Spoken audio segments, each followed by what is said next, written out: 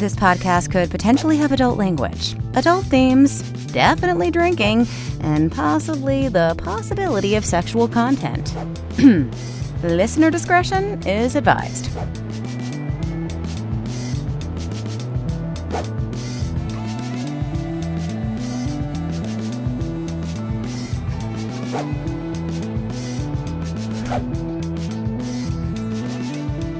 Welcome to Drinking with Authors. I'm your host, Erica Lance. My co-host today is the fantabulous, jumped in at the last minute, J.M. Paquette. And our guest today is Evan Graham. Welcome. Thank you for having me. Absolutely. Okay, let's talk a little bit about what we're drinking. So I am drinking the last I have of, because it's made in Tennessee. I suppose I could figure out where to get it, but my daughter got it for me in Clarksville, Tennessee, because the winery is there. Beach Haven Vineyards Blackberry. And I just realized it's named Beach Haven and it's in Clarksville, Tennessee. So that's now that I'm analyzing that way too much, it's a weird name. Okay. Jen, what are you going to be drinking in moments since you jumped in at the very last second here for us? I'm going to be drinking a cup of tea of unknown variety or vintage because the water is still boiling. So I like it. I like it. Who knows? It's up for grabs. Evan, what are you drinking? Mine is an ungodly concoction I've created of my own volition that is non-alcoholic, but no less unhinged. It's mostly Mountain Dew voltage, but with a little bit of ginger extract and a squirt of lemon. I call it a synaptic override. I love it. Hold up that glass so people can it's so see the pretty. glass. It's beautiful. It's blue.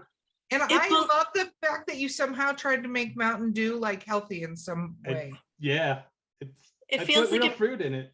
It's a Douglas Adams drink. It's like getting smashed in the head with a gold brick with a lemon and stuff. Yeah. Oh my God, I love that. Well done, Jen. Well done. Call back on that. What is that? A pangalactic Gargle blaster. Gargle blaster. Yeah. Okay. Ooh, look at all of us nerds go. Yes. Nerds unite. Okay, Evan. For the audience at large, what do you write? I write hard science fiction thrillers. I sort of kind of halfway between like the Alien movies and like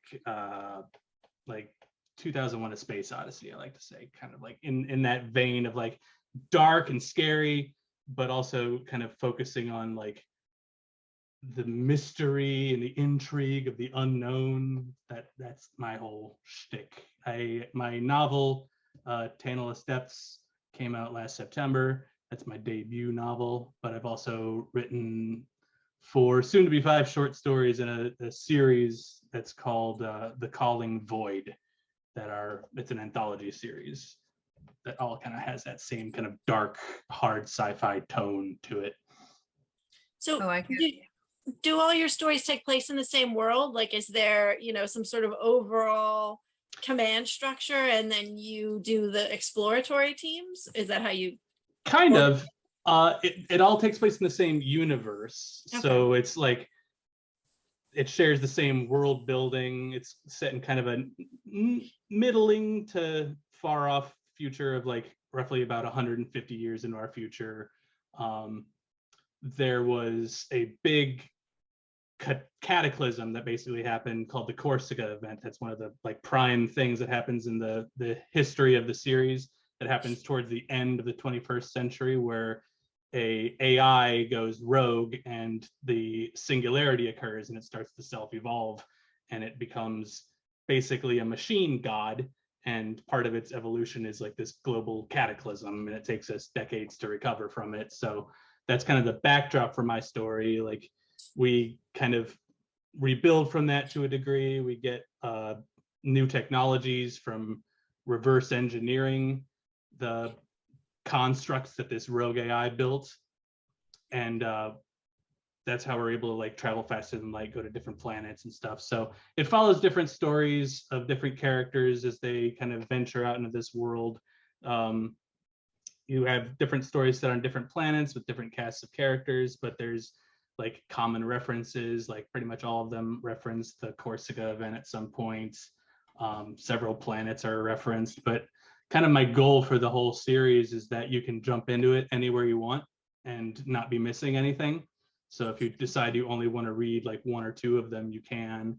If you decide you want to read them in whatever order you want, you can. Like each story is pretty well self-contained, but there is a kind of a reward if you read all of them. Like you'll see how certain threads cross from one to another, so you can do it either way. Cool. Very cool. Okay, so I have to ask the Scooby-Doo go back in time question. That's what I call it. And I got to see Matthew Lillard the other weekend, so I think this is like a symbiotic thing. So this is your debut novel. When did you actually start writing? I've written on a continuum.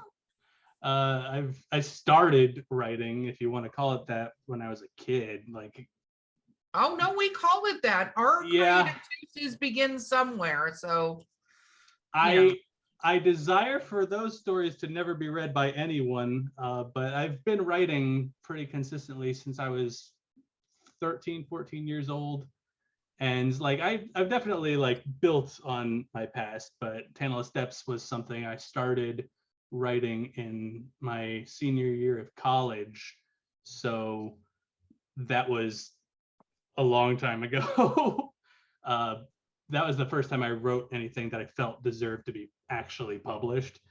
So that one has been in development for years and years and years. Like I started writing it back in 2012, and it just kind of coalesced over time. But like I wrote several short stories while I was developing it. So that's kind of how I've started to establish myself as a writer. okay, so first of all, we will go obviously rummage through your parents' house and find these rogue stories so that we can make sure they do see the light of day. I'm just kidding. We've all written stories like that should never see the light of day, but at the same time, we had to start somewhere, and it's better we wrote them then than we were writing them now. It's true. And having to start. So has it always been sci-fi for you though? Not always. I'd say it's always been speculative fiction. My very first actual attempt at writing a novel, I was writing a Lord of the Rings fan fiction. I was probably 11. Our friend JM here is a Tolkienologist or some ridiculous name that I don't even know is a thing, for the record. I don't know what that is. It was pretty ambitious.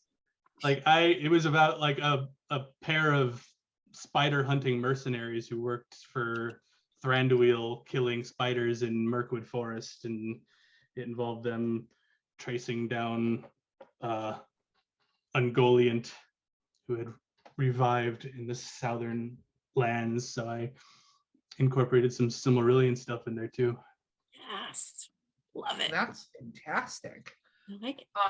So did you ever publish this? Please tell me you put it somewhere. It's gone, unfortunately. I was so mad. It was my first real experience of writer's heartbreak because I didn't have it backed up in the computer it was on crashed, and I lost like 50 pages of it, and I was so brokenhearted that I just never ever attempted it again. Yeah, see, I've done that. We've all had that happen too. I've had that happen a few different times, but that was the first time it happened and really crushed my soul. You could take those two characters, your spider hunters, and just put them on an alien planet. I've definitely recycled some characters in similar ways to that. Like I take bits that I like and I'm like, I'm going to keep this. Awesome. Yeah. Wow. Okay, so when did you then venture into the sci-fi realm? Sci-fi has always been kind of more my thing overall. Like I love sci-fi and fantasy alike, but I was always a bigger sci-fi fan.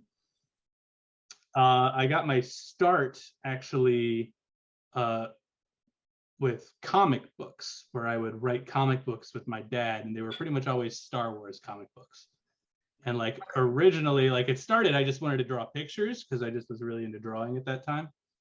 and my dad would write like the comic balloons and everything, and the like the captions and everything, and I would just draw the pictures that went with them.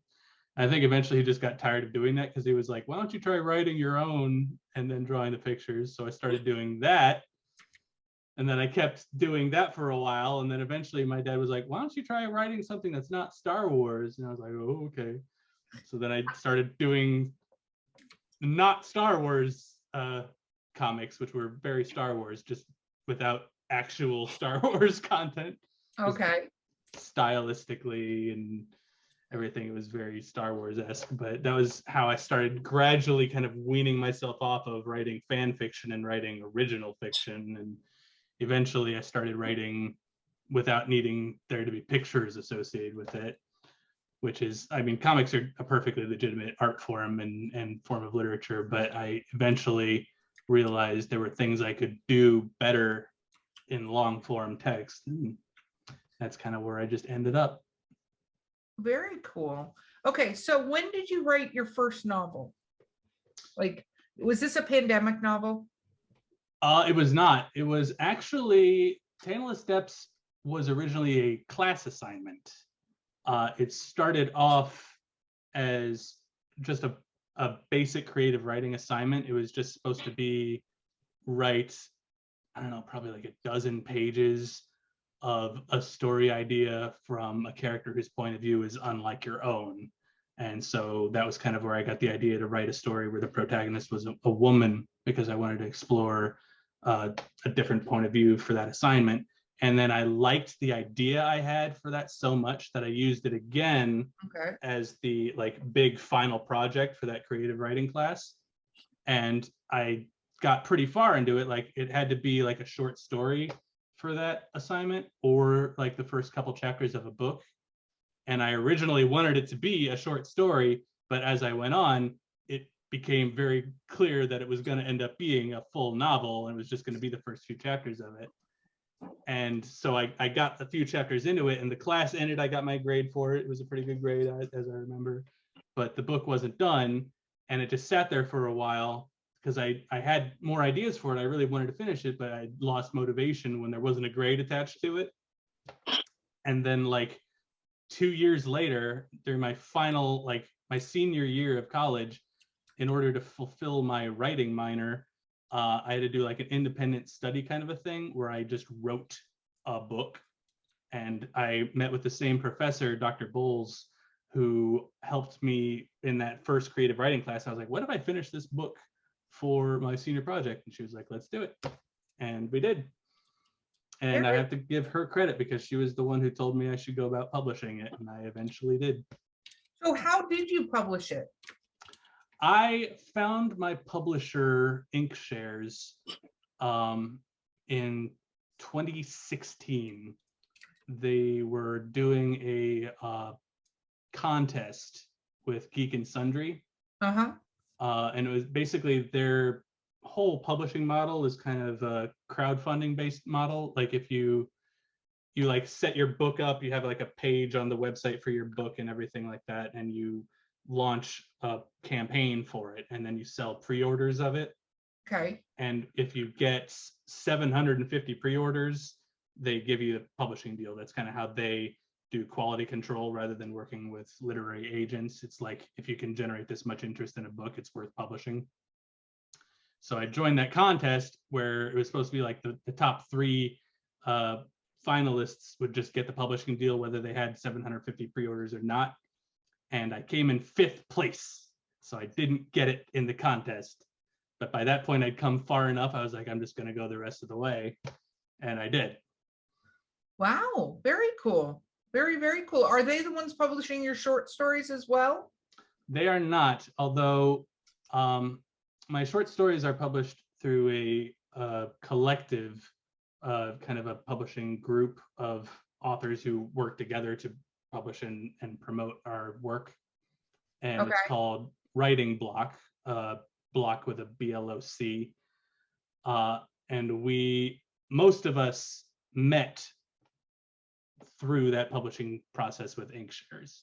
Like, the way the whole crowdfunding thing works, there's a tendency for a lot of networking that just happens through the process of, I'm trying to get pre-orders for my book, you're trying to get pre-orders for your book, how can we help each other out? And formed a pretty tight community through that process that most of us are still working with each other a lot today. Very cool. Oh my God, my brain just froze. I just had wine brain, Jen. Wine brain just occurred. Oh, so what was the exact release date of your first book? September 27th, 22. Okay. And so what was it like to get that in your hands? It was surreal. I actually got it in my hands a couple of weeks before that. My publisher sent me some early copies, and it took me, like I said, I funded it in 2016 and it came out in 2020. So it was in development for 6 full years. I went through so many different development edits and copy edits, and it was just in development hell forever. And it was starting to feel like it really wasn't ever going to happen. Okay. So when I finally got my first copy of the book in the mail and was able to like touch it and like flip through the pages, just get that new book smell and know it was mine, like that was absolutely surreal. And another big first for me that was even bigger than that, I think, was the audiobook, which is narrated by the incredibly talented Andy Arndt on Audible. That came out the same day as the book itself. And when I listened to that audiobook for the very first time, hearing it narrated by a professional and acclaimed audiobook narrator, just hearing my words read that way was absolutely life-changing, just completely mind-blowing. I love that you said that, because I think that a lot of authors sort of vacillate on listening to their books on audio. I think it depends on one's personality type, what kind of author they are, that sort of thing. Because I know some authors, like I actually re-listen to my audiobooks in my series because it's an easy way for me when I go, because I'm not a research person like both of you on this call. JM does a lot more research than me. I just sort of wing it. But I write real life stuff, like not nonfiction, but I put it in like the current world. So it's not a lot of research I have to do. I have to look up a club name, Google it, throw it in there. The world's, I'm never not mentioning that club again. You know what I mean? Like, or just make one up, because that sort of thing. But so I listen to them for that purpose, because it really helps me to remember where I was at and start the next book, and hopefully not piss off my editor too much. But I know some people who just can't stand it, or they hear every error they made while they're listening to the audiobook. Did you encounter any of that, or were you just, JM raised her hand. She's like, yeah, because we, you know, I talked to one author who heard her timeline screw up in her book, you know, where it was so far along, it wasn't like so huge. And I don't think any reader would have been like, oh my gosh. Well, sorry, let me take that back. There are some readers that would have been like, oh my gosh, but the majority of them would probably not have even noticed. And she was like, what do I do now? I'm like, don't listen to your audiobooks. Just let it go. I hear clunky language when someone else reads it out loud. And it's always been a while since you wrote it, and you know, you're kind of distant from it by the time you hear that audiobook. So anytime I'm like, oh, I could have said that better. I do feel some of that sometimes, but also I get the inverse of it too, where for me, listening to the audiobook is one of the ways that I can help fight off like imposter syndrome. Like, because you're like, that was so good. I did that. Like I went through so many drafts and read through that whole book so many times, I was just completely numb to it. And the first time I heard it read that way by a professional, that was the first time it felt good again. Like I was totally on board with it. Okay, Jen. You're a co-host. You're supposed to be asking questions too. Oh, I didn't know how our time was. I got tea delivered, and I'm just enjoying tea right now. You No, would think it was tequila shots the way she's behaving, but it's not. no. I wanted to, can we talk about covers? Is it too soon? I'm looking at his cover and it's so pretty, and I want to know how did this happen? This was another moment where the book finally felt real to me. The first time I saw the cover, which was way before the book actually came out, my publisher hooked me up with an incredibly talented cover artist, whose name I can't remember right now, and I feel very bad about that. But the cover is absolutely everything that I wanted. It conveys that sense of like mystery and ominousness, just that kind of foreboding something is coming, but what could it be? Tim Barber did your cover design. Tim Barber, thank you. Yes, he's I have it open. I can see your copyright page. Nicely yes, done, he's Tim. done a few different covers for a couple of my different friends who also published through Inkshares, and they've all been phenomenal. He's a truly fantastic designer. Like I feel like I gave him so little to work on because I don't have a good mind for a cover art. Like I can't. They asked me to give them ideas for what I wanted for my cover. And I'm like, I don't know, make it cool and scary. Like sci-fi thriller, find something. Yeah, I was like, blue is a good color for it. I mention that color often in the book, so that's why my drink is blue, because it's thematically relevant. That again is really interesting because a lot of authors can get kind of obsessed about the covers, like, and be like, no, it needs to have this kind of keyboard and this sort of ship and this kind of alien, and I think sometimes that's great, but I think other times watching somebody bring your art to life is kind of neat, because a cover artist is very different than a writer. Like it's a different kind of artwork, you know? I'm a big fan of a collaborative process. Like I had the kind of the same thing when I was talking with Andy, my audiobook narrator, and she was like asking me if there were any things I wanted to be done specific ways. I had like a few, but for the most part, I was like, go where it feels like you should. And it's kind of the same way with the cover art. I'm like, I don't have your instincts as a visual artist, so I don't want to tell you overly much what you should do with this. Like, here are the things that are important from my point of view. Build on them. Do whatever seems right to you. Because I think it's important to let people follow their strengths and to recognize where your strengths end. And that's where mine ended, is like, okay, here's where I want you to go wild with it. That's very cool. Yeah, that's so important, I think, as authors to realize. They're like the audio book person, that's what they do. Let them do their thing. And it's hard because it's your book baby, right? You're like, no, I have a vision for what it should be, but at the same time, like, yeah, it's good to let people shine and kind of play to their strength. I like it. Cool. Yes. No, totally. And you know, there's every part of this process has somebody who you know, editing, typesetting, whatever, who has a whole kind of creative thing that needs to lend to enhancing your story and not subtracting from it, right? Yeah. When we talked earlier, you said your story was aliens in sort of 2001, right? What have been your sci-fi influencers? Because there's really different kinds of sci-fi, and yours sounds pretty hardcore. I have probably too many different ones. It's kind of a hodgepodge.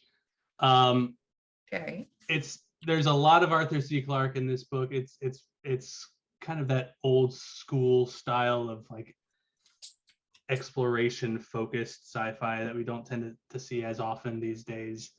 But there's also, I've definitely taken some inspiration from Isaac Asimov. Isaac Asimov is actually name dropped literally in this book. I basically ripped off his 3 laws of robotics and like admitted to it in the book. I call them the Asimov Hostetler laws. I modified them a little, so it's not fully plagiarism. I also took some inspiration from Andy Weir with The Martian, that kind of very, very grounded approach to science. I tried to have as much scientific realism in there as possible. Like I made a few very specific intentional breaks with like faster than light space travel and stuff. But I tried to, for the most part, think of what could these characters do in this scenario that works with actual real life physics. You use real life physics? What? I tried. That was another awesome thing my publisher did for me. They actually put me in touch with a former NASA physicist to do a scientific accuracy check on the book, which was thrilling. Well, I will say this, because you did say hard sci-fi, and we talked a lot on this show about that particular genre and the fans of that particular genre and what happens when you don't do what you're. Oh, yeah. Yeah. Yep. The publisher had you do. I've already gotten some flack in that regard. And like, you know, to a degree, you have to make room for the rule of cool a little bit. If it's cool enough to bend the rules. Like I try never to do anything that's fully impossible, but I don't mind improbable. Like improbable is okay with me if it's cool enough. Yeah. If it doesn't break the rules and it still fits in them, I can justify it somehow. So what kind of flack have you gotten? Do tell. A lot of non-specific stuff. Just I try not to give too much credence to like 1-star reviews and stuff like that. But a lot of people have said that parts of the book are difficult for them to suspend their disbelief of, and that's fine. I think some of those people are underestimating how weird real science is. Yeah. Because some things that I think they think I made up, I didn't. Like science is weird. It's awesome. It's one of the reasons science fiction works so well. Yeah, no, I agree. I agree. So you have the 5 short stories. What is coming up for you? I have all kinds of stuff coming up. My next short story, my 5th one, is called Neurophage. And that's coming out in a short story anthology with the Writing Block Collective that I mentioned. That's coming out, I believe, on May 30th. It's a short story collection called Passageways Mythos. Okay. And Mythos is that specific anthology. All of the anthologies that Writing Block have like a specific theme that each of the stories is based on. Okay. And the theme for that one is every story in there is some kind of a reimagining of either a fairy tale or a classic myth. And mine is a sci-fi horror reinterpretation of Hansel and Gretel. Oh, Do I they love die? that. Do they make it? Why would he give that away? Spoilers. What are you doing? How There's- much of a reimagining are we talking here? I guess there's death in it. I'll say that. Okay, I'll take that. It's sci-fi horror. I think I earned it. Jen, you already kind of knew the answer to that, right? I 'Cause know. did. I know. I read happy ending stuff, so when I'm the terrible person that will flip to the end to see if the characters survive, and then if they do, then I'll read it. But if everybody dies, I'm like, oh man, I don't want to meet people about to die. I will say I generally, as a general rule, prefer horror stories where at least one person makes it to the end. Like, So I write horror, but I write horror that doesn't have happy endings. That doesn't mean everybody dies, but nobody's coming out of there like everything's fucking fine. Because when you go through stuff like that, everything's not. And here's the thing is JM helped me arrive at this determination when I started writing horror 20 something years ago. We had a conversation in a car that involved, I don't think the story has a happy ending. And she was like, well, sometimes they don't have happy endings. And from then on, everyone who wants to write reviews about how I punched them in the face It is J.M. Paquette's fault. You can send her the angry emails. See, the problem is I read so much literature going to school where everyone dies and it's always sad and super depressing and like the world is doomed and humanity is, terrible and there's no redeeming features ever because it's all, lost. And then I just want people to live and be happy in my fiction now. I know that horror has a purpose and I can appreciate it. It's not my car. I will say one of the things that drives me to horrors / thrillers, because I tend to think most of my stuff is more of a thriller style than horror style. One of the things that drives me to that specific genre is being able to tell stories where one or two of your protagonists go through absolute hell and still come out intact. I think that's a very hopeful message when they go through something absolutely horrific, but still endure. That's one of the things that draws me to that genre. I don't always do it that way. Sometimes I do have very unhappy endings, but I do that mostly just to keep things mixed up, keep people on their feet. Like if everybody knew how every one of my stories is going to end, there wouldn't be that kind of suspense of like, oh, are they going to make it? Are they going to make it? I don't want to be formulaic. Yeah, that's legit too, because that makes sense.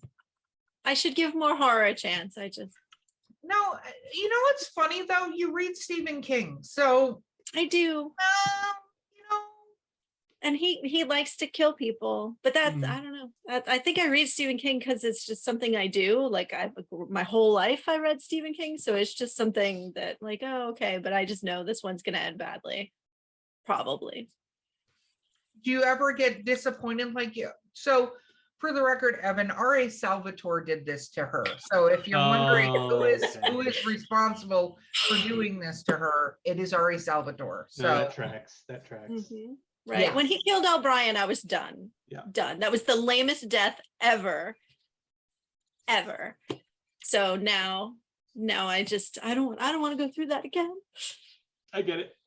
And what's very funny about this to me is that she went and met him. Did you have it out with him when you met him, Jen?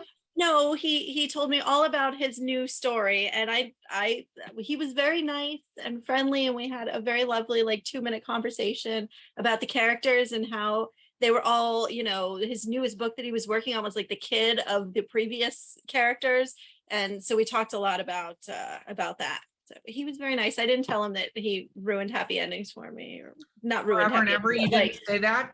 I didn't tell him that. No. So I mean, dude killed Chewbacca. Come on. It's true. Okay, you've got to stop saying that. You eventually need to let this go. I'm just gonna say I'm not over Chewbacca. Right. Anyway, I understand that characters have to die and that's a thing. I get it. It has its purpose. As you said, it gives a chance for those survivors or for the greater good, right, to have hope, right, that the evil is vanquished for the moment or however. Well, here's the thing though. I think there are some stories, and especially he said aliens earlier. Let's take that for a moment. If everyone survived on that ship, it would not have been the same movie as it was with her and the cat at the end, right? Because they weren't prepared for it. It was a total shit show in this unknown species. And really, they were just junk haulers. I mean, that's what they did, is went around all junk. They were not prepared. And then in the next movie, even when they were quote unquote prepared, they weren't, because they didn't listen to a single thing she said about what they're going to encounter with one of them, right? So I think if those movies had everybody survive and everybody was fine, where do you think we would be now with them? I do think that was the worst thing they did with Alien 3, though, is by killing off. Oh, let's not bring up Alien before it even started. Like that illustrates the point even more of like having Newt die was a bad idea.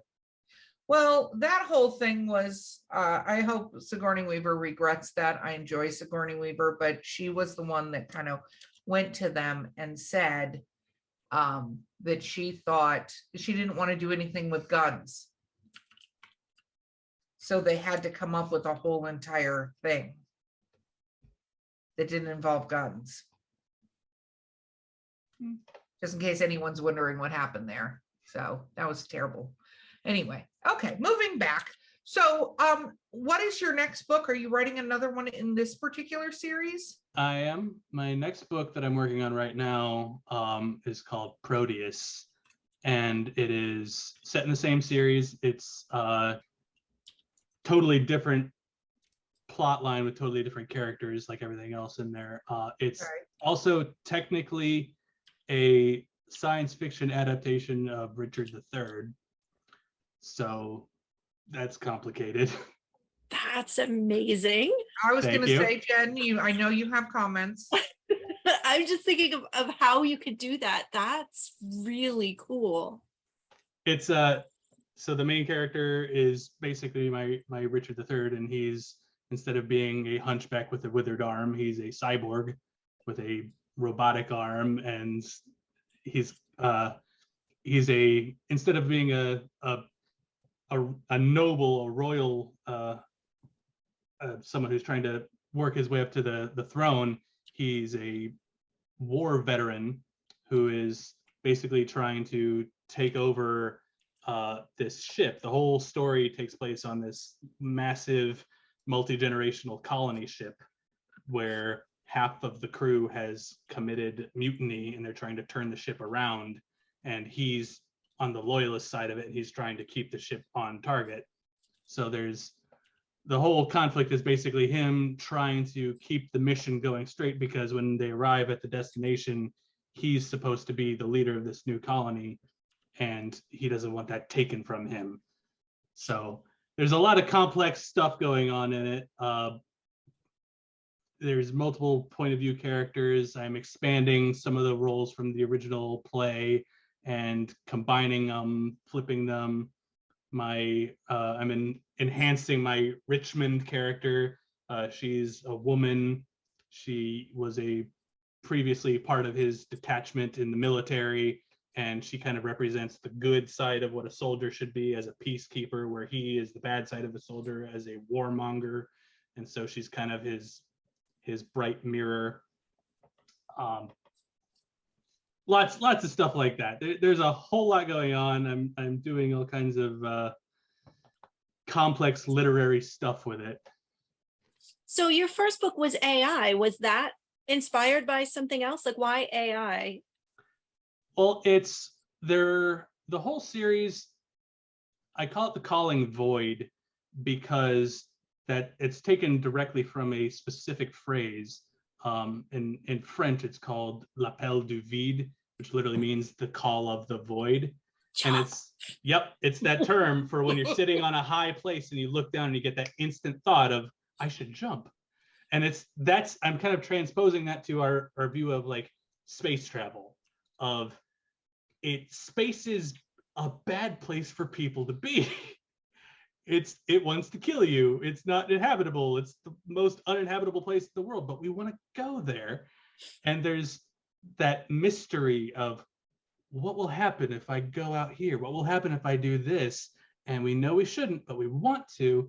And it's that kind of enticing idea of like, what if we go out there? I love that the unknown has this mixture of dread and enticement. And that's kind of what the whole series is about. And it's basically just kind of showing how humanity is constantly just on the very precipice of self-annihilation. And it's usually our own fault in some way or another. But we still just manage to just edge along, just kind of like inching past oblivion. So that's what this story is about. Like Tantalus Depths was all about this unknown world full of alien mysteries, this rogue AI that could potentially cause our annihilation, this secret alien mega structure of this planet that's not actually a planet. It's an artificial construct built thousands of years ago by a civilization we've never encountered, and we don't know anything about it. Just exploring the unknown, even if it could be our annihilation, is the main theme of that one. But for Proteus, it's a much more of a kind of personal threat of like, what kind of atrocities could humanity cause in this vaster setting, like, because Jacob, the main character in Proteus, is an absolute monster. He's a horrible man. He's a fascistic, warmongering monstrosity of a man, and he carves a bloody swath through this crew of this ship. And initially he's kind of held up as a hero. He gets kind of the war hero treatment, but he's like, as the story unveils more and more of his actual personality, we see more and more of how much of him is just irredeemable evil. I enjoy irredeemable evil. I'm a fan. Me too. Okay, so what are your, so you published this book. Do you have any specific like writing goals for yourself? Like, this is what I want to be? Because we talked earlier, you got a huge convention circuit you're doing this year, which you gave me your website, so I'm sure that'll be listed on there so that people can find you. But what, now that you've done this, now that you've got these 5 stories, you're working on the second book, what is like now you're envisioning as your sort of writing journey? I have a bunch more books planned in this series that I plan to work through. I really want to, I'm just fascinated by this specific kind of sub genre of science fiction where it's like thriller, horror elements, mystery, just exploring that is kind of my main thing. Eventually I'll branch out into other genres. I have some interest in doing fantasy or maybe more lighthearted space opera style science fiction at some point in time. But like for now, I really want to focus on the Calling Void series and fleshing it out. I know already how it's going to end. Because even though it is an anthology series, there is kind of a meta arc going on from book 1 to the final book. I don't know every step along the way, but I do know the final destination. And I just want to kind of expand this world more and more with more short stories and novels. Just build on it and go deeper into it and kind of explore it till I'm satisfied, and then keep moving on to other different kinds of projects once I feel like I've done enough with this one. I don't want to labor it too much and just kind of dwell on it past the point where I feel like it's said everything it has to say, but I think I can do a lot more with it for sure. Very cool. Very cool. So when is the ETA for book 2? Do we have a publication date? Inquiring minds that like this kind of horror sci-fi stuff want to know. That would be me, not Jen, in case you're guessing on this call which one of us we're talking. I can appreciate the book. He said Shakespeare. You can't jump on the bandwagon now because he said Shakespeare. I'm very interested in the sci-fi thriller retelling of Shakespeare's Richard III. That's amazing. I'll take it. I should have an ETA on it. I wish I did. I'm so bad at making deadlines for myself. My goal is to finish writing it and have it go through my beta readers and have it submitted to my publisher by the end of this year. But I don't know. Don't hold me to that. I'm so far behind already with that goal. So can we ask, like, what's your writing process? How do you get it done? This one is different because there's a lot I have to do with it specifically as an adaptation, where I have to structure my approach very differently than I normally do. Like normally, like I am a plotter as opposed to a pantser, where I focus more on the plot and planning everything out beforehand. But for this one, like if I want to call it an adaptation of Richard III, there are certain plot points from Richard III that I have to hit. And I don't want to hit them all like head on. I want some of them to be twists. I want some of them to play out differently than they do in the original. So I have to kind of decide what the best way to go is. Like, do I play this scene straight? Do I play this as its own opposite? Do I like, how do I handle it and everything? And like, especially when I'm combining certain characters, expanding other characters, trying to reframe it in different ways. So I've already got like 20 pages of notes, like solid pages of notes just for structuring it out, and it's not enough. Like I know I need to do more than that. Wow, that is my entire book that I would write. So It's more than I normally do. It like just I'm overly ambitious for this specific project, and I probably won't do it again. But I think when it's done, it'll be pretty cool. See, but I know who lives and dies, so I'm in. Well, hopefully, if you follow the story, which will be fun to see. Some like of them. Okay, Most- I'll take it. Most of them. I like it. Okay, it is shameless self-promotion time, my friend. How do people find you and your books? And by you, I mean your social media, and please don't give your home address. I don't have much of a home to stock. You never know. It's true. Somebody could come and want to discuss quantum physics with you, so be I would careful. love that. If you want to do that, drop a line. It's like, I have coffee. Let's do this. Yes. You can find my website at www.evangraham.org, not com. That one was taken. Curse you, whoever did that. I am also on Twitter at Evan M. Graham, and I am on Facebook at author Evan Graham. Awesome. And the title of your book? Tantalus Depths. It's available anywhere books are sold, in ebook and paperback, and the audiobook is an Audible exclusive. Very, very cool. Awesome. Okay. You have been fabulous to have on this podcast. Thank you so much for being here. Thank you for having me. That was fun. Absolutely. Well, and JM, thank you for jumping in. Hostess with the mostest at the last moment.